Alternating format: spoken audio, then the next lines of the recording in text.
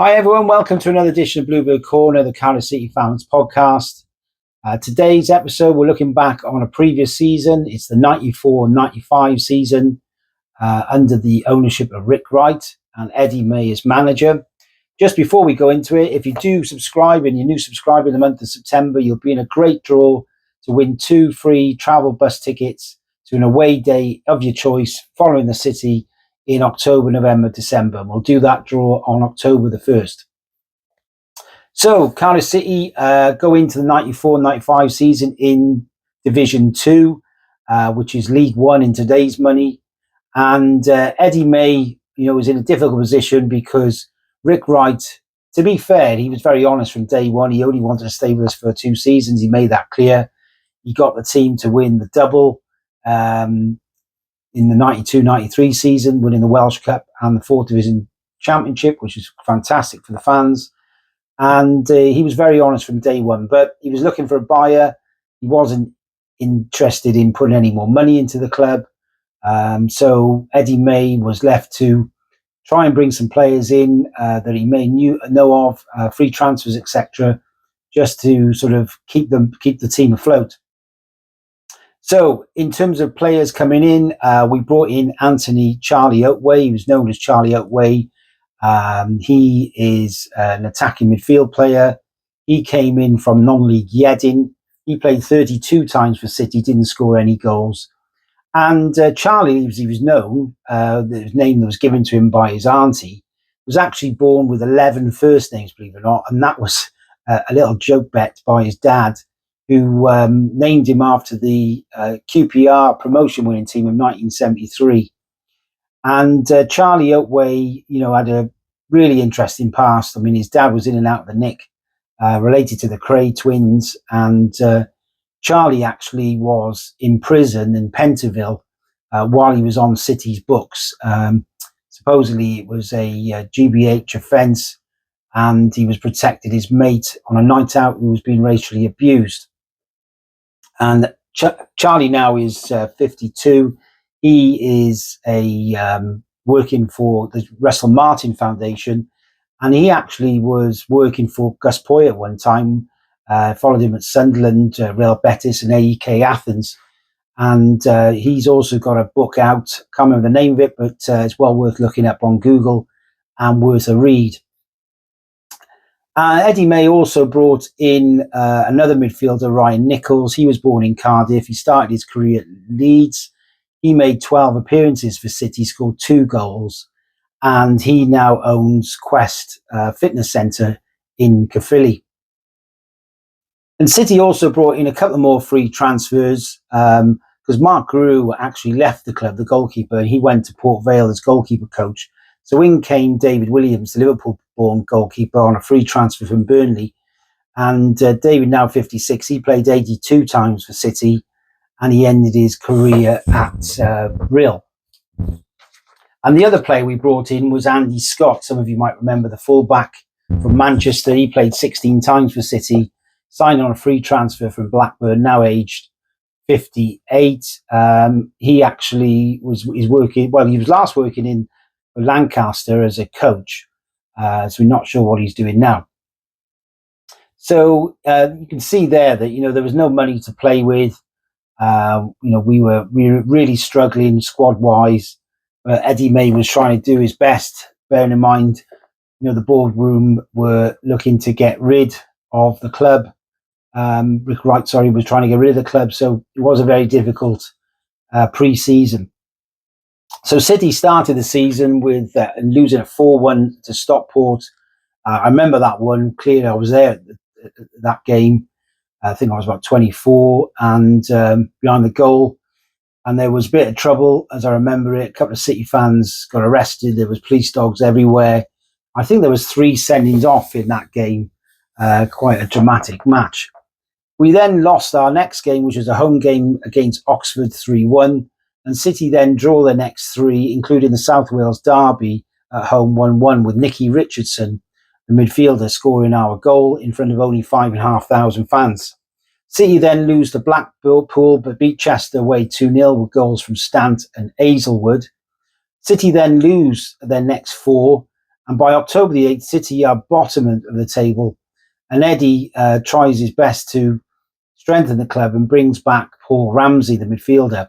But things don't get much better in November, and unfortunately Eddie is sacked after a consortium led by Midlands solicitor Jim Cadman, who was having actually money raised in the capital to buy the club. He actually had a bit more influence at the club, and he got sacked, and in came Terry Yorath. Now, City did beat Brighton 3-0, but things didn't improve much, and at that stage, as I remember in a previous podcast I did, that Rick Wright had fallen out with Phil Stant, our star striker, about a bonus payment that Phil was due and he didn't get. And this caused ructions between the two. At one time he went on loan to Mansfield, but Eddie May convinced him to bring him back. And, in the end, Phil Stant rightly didn't want to sign a new contract. So there's a bit of a standoff between the two. And unfortunately, Stantanazi, he was known, signed for Bury for a supposed 30,000 fee, which was ridiculous because, Stant was, as I said, a City hero, scored a goal every other game in the 3 seasons with City, scored a hat-trick against Real in the Welsh Cup final, was probably worth minimum 250,000, if he'd had a couple of years on his contract. And that was a huge mistake by City, even though, Rick Wright wanted to get out. The wise thing would have been to give him a little bit more money, sign an extension, and he would have certainly helped City up that table. And so with Stant gone, we were in a difficult position. He actually bought a book out as well as Phil Stant, Who Are Stantana, which is, well worth a read. But City only win one of their next 13 games under Terry Yorath, including big defeats against Hull and Huddersfield. And although Yorath gets 4 points from his next 2 games, he's sacked in March. And believe it or not, Eddie May is brought back to try and rescue the club. The City lose 4-1 at the Vetch. We're actually, I think, 4-0 down after 20-odd minutes in that one. And that was a time when City were banned from going to the Vetch field after trouble that happened in 93 at Ninian Park. I remember being not far away from Block A, where the Jacks were at that time. It was a midweek game when they ripped up a row of wooden seats. And that all sort of started the whole issue about away fans being banned. So there was no City fans at that game. And things didn't really improve, for City. After that game, we actually lost 2-1 at York. But to be fair, Eddie May, with as I said, little to play with money-wise, we only lost one of our next 8, including a 3-0 win against Wrexham and a 1-0 win against the Jacks in the semi-final of the Welsh Cup. And we were actually out the relegation zone at that point. But unfortunately, in 4 of our last 5 games, we actually had 4 consecutive defeats from that point, including a 1-0 loss to Bristol Rovers. And we were doomed and relegated well before our last game against Crewe, which ended 0-0. And you can see from the table there that we were well under the team who stayed up. We needed quite a few more points, but when we did have that 8-game run, we were in a very good position to stay up. So really disappointing season. As you can see, Birmingham City won the league, and City were back down to Division 3, because obviously we started with the Premier League then, so we had Division 1, Division 2, and Division 3, which is now League 2. And City, as you can see, had only won 9 games all season, scoring on average 1 goal a game. Phil Stant, although he left well before the season ended, was our top goal scorer with 15 goals in all competitions. Paul Miller, our midfielder, scored 7, and Carl Dale scored 5. And the average attendance that year was about 4,500, I remember. I think our biggest gate was around 7,000 against Birmingham, and our lowest crowd was against Bradford, which I think was under 3,000.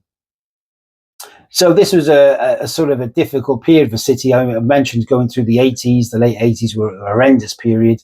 And then we had a bit of a success under Rick Wright, and we sort of transgressed back to where we were in the 80s. And obviously Rick Wright was desperate to sell the club. Jim Cadman, I remember actually writing a letter to him saying, get out of our club. It was a disastrous move getting Terry Yorath in. Eddie Mayer was our hero to City fans. And, as much as we were struggling, he was doing the best of what he was given. So that didn't last long with Jim Cadman. So we'll look at the 95-96 season next Tuesday. Thanks for all your feedback and comments. We really appreciate it. If you've got any memories of that season, please let us know in the comments. And we shall see you soon. Take care.